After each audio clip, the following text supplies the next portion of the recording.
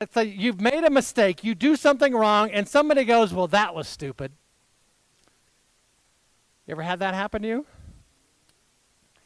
Okay, and then typically what's your response? Don't call me stupid.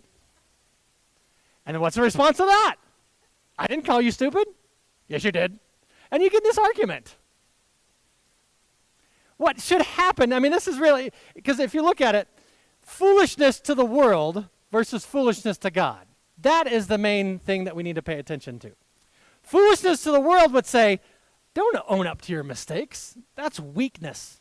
That's not strength. Don't do that. So therefore, the world would say, okay, you tell me I did something foolish. Now, I will say this. There are times in which maybe I didn't do anything foolish. They're the ones that are saying it, and I really didn't do that. So those are the times you need to go to God for advice. God, is it really, is what they're saying is true? And if it is, the world would say, ignore that. Justify it. Point and blame other people so that you're okay. And what does that do? Okay, if we have God here, what does that do? That takes us away from God.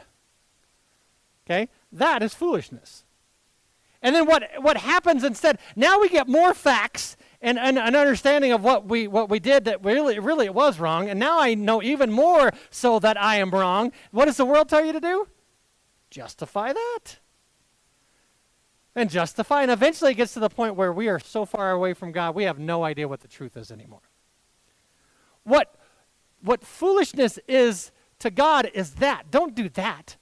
Okay? No, the world says it's foolish to own up to your mistakes, and that's not foolishness. That's strength.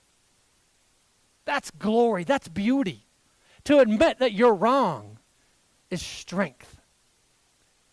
That's what we need to understand, because what happens is now I'm at fault and I make a mistake. I get closer to God and go do what I ought to do.